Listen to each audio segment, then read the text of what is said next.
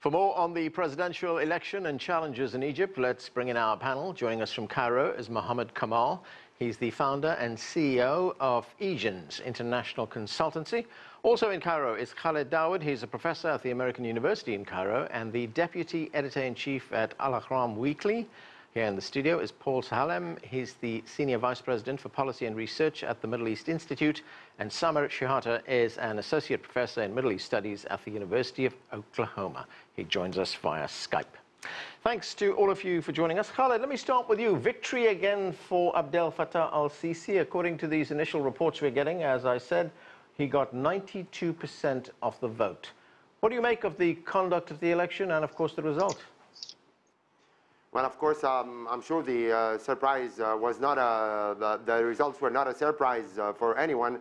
Practically speaking, Mr. Sisi was the only person running. From our perspective, as many Egyptians who did not take part in this process that we witnessed recently, there was no election in Egypt because election is all about competition. It's about having several candidates. But the reality that happened is that over the past 5 months, whoever dared to say that he's planning to run against President Sisi was either sent to prison or forced to reverse his decision.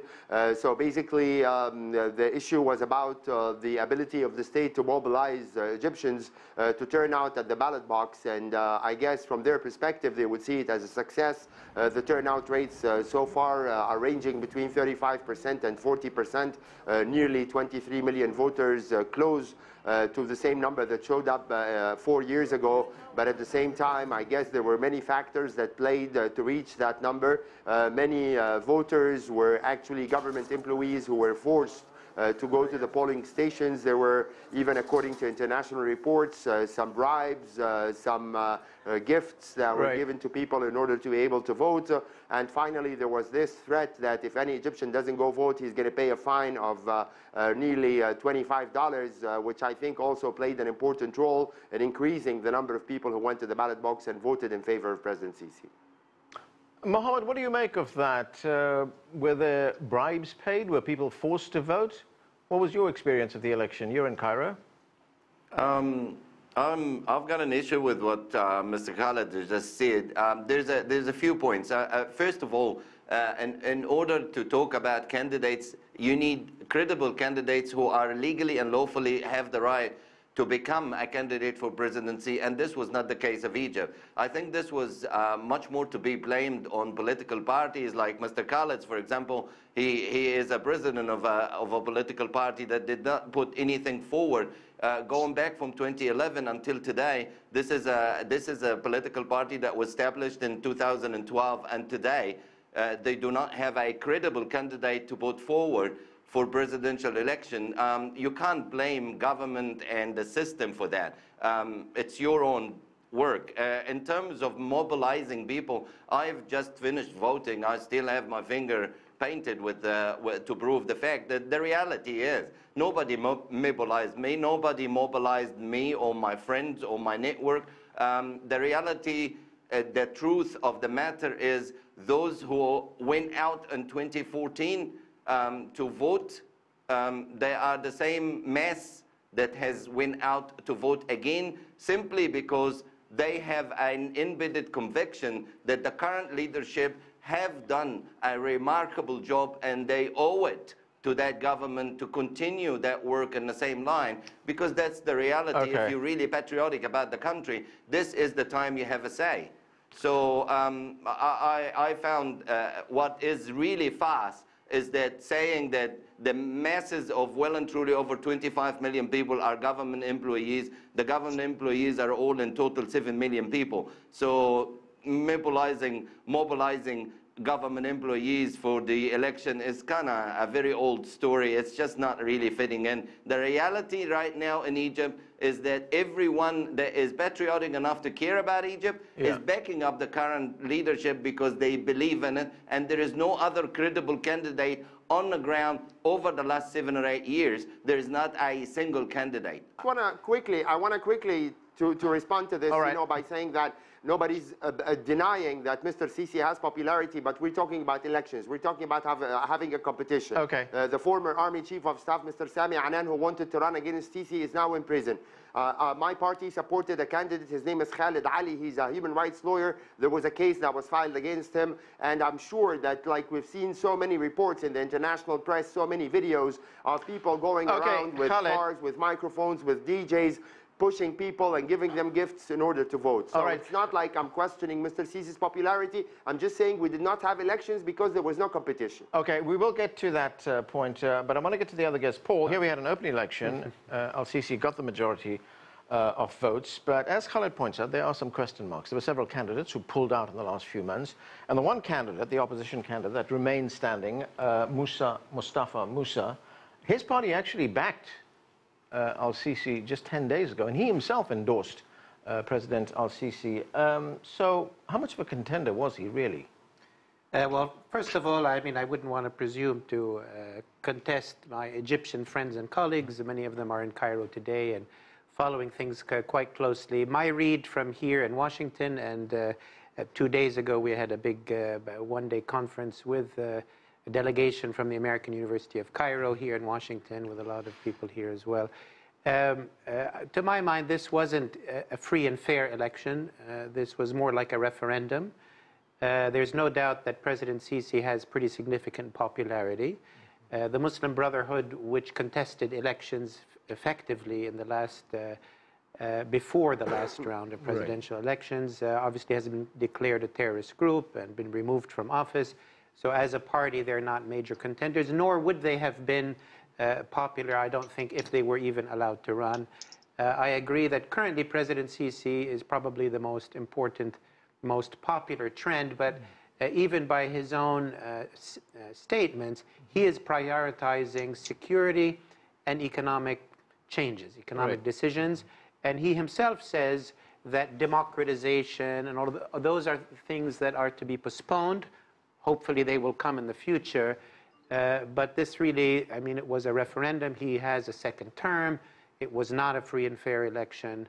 And that's where we are. Okay.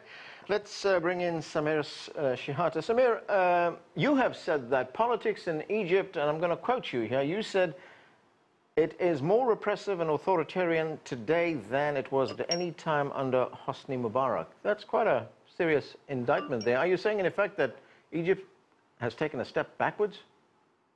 Well, I'm not the only person who's made that statement, and I think quite objectively one could look at a number of different measures, whether it's the number of those political detainees who are in Egyptian prisons, whether it's the level of media freedoms, for example, whether it is even the elections and electoral competition. I think if we look at the elections that took place yesterday and we compare them with President Mubarak's undemocratic elections in 2005, in which he stood against 9 other candidates, including someone who had some deal of popularity and legitimacy, Ayman Noor, and so on, not to mention parliamentary elections, we'll see that Egypt has regressed politically, unfortunately, since 2011. And I'm certainly not the only person to make that statement.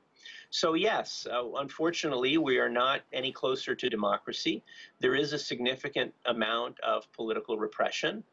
This was not an election that had any kind of integrity, as Paul and Khaled have said, and so on. Individuals have been systematically intimidated not to participate in the elections and so on. And in fact, it was poorly engineered by the regime. I mean, as your other guest, Mohamed, said, and I think as everyone has said, President Sisi has a great deal of popularity. I don't know how much, whether that's 20% or 30% or 40%, we don't know. But he did not need to eliminate other candidates. And in fact, I think he would have probably won if others would have been allowed. But we don't know that would have been the case because they've rigged the outcome by eliminating potential contenders. Khaled, what do you say to that? No matter what happened, no matter the conduct of the election, Khaled, would you agree that President Al-Sisi does have enormous support in Egypt? Yes, indeed. I did recognize that President Sisi does have a wide base of support among Egyptians. by virtue of the conditions that we've been suffering from over the past 7 or 8 years in terms of terrorism, in terms of deteriorating economy. But unfortunately, President Sisi never considered issues of democracy and political freedoms as a priority. Maybe perhaps as an army commander who came straight forward from the post of defense minister, he believes in a state of war. And for him, while you are in a state of war, there is no room for dissent, and there is no room for opposing points of views. And that's why we saw, not just over the past few months, but over the past 4 years, there has been a systematic attempt to eliminate any possible opposition. And whenever any figure emerged who can compete against President Sisi, he's been excluded, whether the former Prime Minister, Mr. Ahmed Shafiq, who wanted to run, but then he was forced to be deported from UAE back to Egypt, or with Mr. Sami Anan, with Mr. Khaled Ali, Mr. Mohamed Anwar Sadat. So there were at least 4 other candidates who would at least present some alternative points of views to those of President Sisi. And that's what basically we didn't need to go through. We didn't need to have a referendum again, as Mr. Paul Salem and as Shehata pointed out. People make steps forward, not backwards. I need to go to Mohamed. Mohamed, if, as Paul told us a moment ago, this election was a referendum on the rule of President al-Sisi, let's look at some of the figures here. 23 million people turned out to vote. That's somewhere between 36 and 40% percentage poll. When we look at that kind of turnout, what does it tell us about support for the president? I just need to comment on a couple of points. The first point is it's quite oxymoron to know that you have immense support in the streets, and yet you suppress everyone that can come and compete with you. It's kind of not realistic. Gentlemen, you're all academics, and we have to be very impartial in our judgment. In order for you to be a credible candidate, you have to buy people's approval of who you are and what you have to offer. Let's just talk. I can ask all these gentlemen naming only 3 credible candidates that they can give the community in Egypt the sense of security that the current leadership is giving them. It's not about the person of the president. It is more about the credibility of that person. Now, one point that it needs to be made absolutely clear, Mr. Khaled a few minutes ago talked about the reality that Anan is a military person, Shafiq is also a military person, yet they're talking about the reality that the government is run by the army, yet you're quite happy to support them, although they come from the army. 1. 2, most importantly, we all know that there's due diligence that has to be done when you're a military person. You have to have the approval of your superiors and follow due diligence in order to become a civilian and go into the civilian life. And either one of them have not followed the same process, hence the arrest. Khaled Ali is currently, and before the chance to go and become a candidate for presidency, have got a criminal court case before the court in a legal system right now. That stops you from becoming a president. You know what? It's not the government fault that there's no credible opposition. Okay, Paul, looking at both sides of this argument, looking at the fact that people do agree that, one moment, Khaled, people do agree that President al-Sisi has support. We look at the turnout, 23 million. Could you characterize Egypt as being a democracy? Certainly not fully. I mean, it has elements of democracy, but they're rather limited at this point. The range of freedoms has been restricted. Civil society has been restricted. A number of candidates who came forward to run for the presidency. And I'm not a lawyer. I don't know each case against each one of them. But clearly, there wasn't much of an environment for a free and fair political life in Egypt, let alone a full, free and fair election. But as I said, I mean, we shouldn't, in a way, over-argue the case. I think the president and the government and the state at this stage is very clearly prioritizing security and economics. And there are many Egyptians who agree with that, who say, yes, security and economy first. Not all of them, obviously. Many people would like democracy now. So even that is a discussion. I would sort of look beyond this occasion. I mean, it wasn't a fully free and fair election, but as I think most of us agree, even maybe if it were, President Sisi would have probably won a second term. So really what matters for Egypt today, and for most Egyptians, is the next 4 years. Right. And some of that, a lot of that is where will the economy go in the next 4 years, and will it be able to create jobs at rates that many Egyptians need? Okay. Will security improve? There has been some improvement, but it's not been resolved. And then the bigger question that was mentioned by Mr. Khaled is beyond President Sisi's second term. It's possible, I mean, when President Mubarak first came into office after the assassination of President Sadat by Islamist extremists, he started with a huge crackdown. Yeah. But then he opened up a bit. It took him 30 years. And there is a question, will you know, in the second term, will we move towards democratization or not? There's already been the political sphere. There's already been talk of lifting term limits. So there's talk of that, but there's also talk of perhaps returning to the democratization process. Samir, let's look at the issue of security. Egypt faces security threats from religious radicals, especially in Sinai. As we reported earlier on, in November, 300 people were killed in an attack in North Sinai. President al-Sisi has made some ambitious promises here. He said that he would have overcome these radicals by the first quarter of 2018. Well, that's tomorrow. Or now we're hearing possibly by the end of the year. Do you see this government overcoming that threat by the end of the year? Do you see a plan here, a strategy? Unfortunately not. I mean, this government, like previous governments, have looked at Sinai and have looked at the question of terrorism in a strictly security military framework. There are clearly decades-old issues that have to do with economic and political marginalization, the lack of infrastructure, the lack of quality schools and hospitals and jobs, and really the looking on residents of Sinai as almost second-class citizens, if not worse, the mass incarcerations and collective punishment that really facilitate or at least give some ground for the insurgency to continue. Certainly, many of these people, you know, need to be dealt with severely and so on.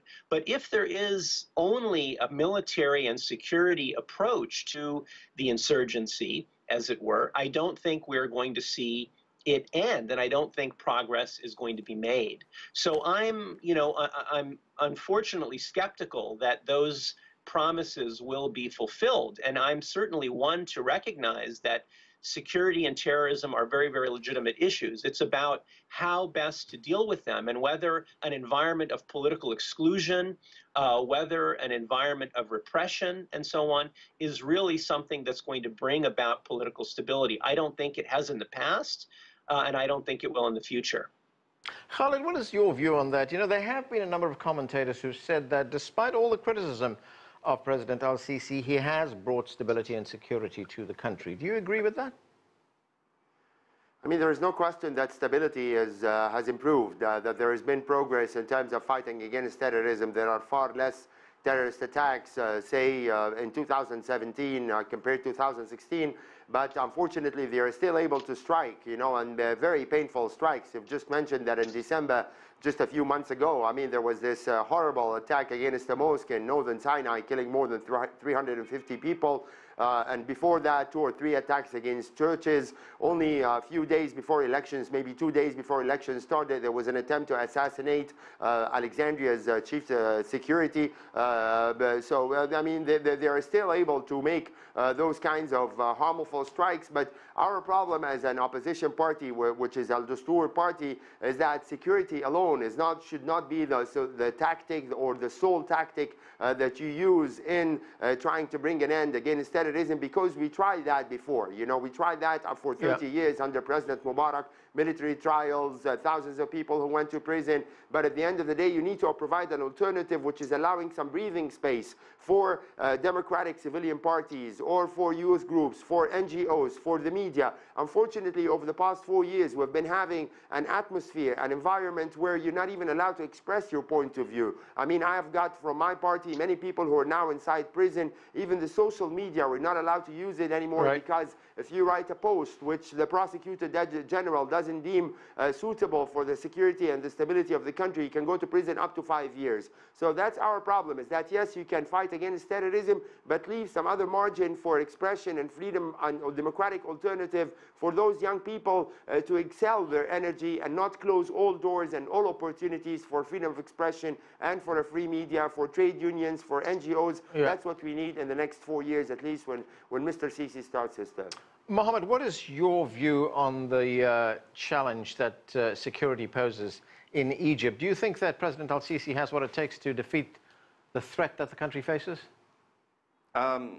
We just need to start thinking of Egypt as a whole country, because Egypt cannot be summed up into the person of al-Sisi. Now, I need to comment on what Samira said about Sinai and the fact that you're attacking Sinai that has been marginalized economically and socially for years and decades. True, I will agree with you 100% that it has been marginalized. But if you're following what's been happening over the last 4 years, there is 4 tunnels connecting Sinai Peninsula to the mainland Egypt. There is massive economic projects that are being in place and completed right now in in Sinai. Right now, there is a whole host of urbanization strategy to move more people towards the Sinai Peninsula. So I'm not quite sure where is he getting his information from. And as for Mr. Khaled, let me ask him a very direct question. Have you been living in Egypt since 2012? You're talking about an anomaly of incident that happened in Alexandria over the last few weeks, just a few days before election. I agree, it was a horrible thing. And I just need to ask you, are you not sensing the sense of security in the streets when you go out, Mr. Khaled? Let me ask you a question. Yes, you're talking about your political party and the freedom. Just one at a time, please. One at a time. I did not interrupt you. Okay, Khaled, I did not interrupt you. As a matter of decency, just one at a time, please. I haven't finished though, I'll keep it very short. I'm just saying that the Egyptian people were hoping for a better situation. In 2012, when we had at least 12 candidates, nearly 60% of Egyptians took part in the vote. We are very ready for a democratic process. I'm saying that security did improve, but did not improve enough to make us certain that we're not going to witness any more terrorist attacks. And finally, the economy also did improve, but there's a difference between financial reform and economic reform. We need more jobs. We need less spending on so-called mega national projects, and we need the Egyptian people to feel hope for the future. We need investment in education, investment in healthcare, and not simply just reducing the budget deficit and all those figures and growth rate, which again, at the end of the day, Mubarak, for 30 years, he made up a growth rate of 6%, but the majority of poor Egyptians did not benefit from that. It's easy on paper to show that you're making progress, but in reality, life is becoming very tough for the majority of poor Egyptians. Okay, I'm afraid that's where we're going to have to leave it. We've run out of time. Thanks to all of you for being with us. And that's it for this edition of The Heat. I'm Anand Naidu in Washington, D.C. Thanks for being with us.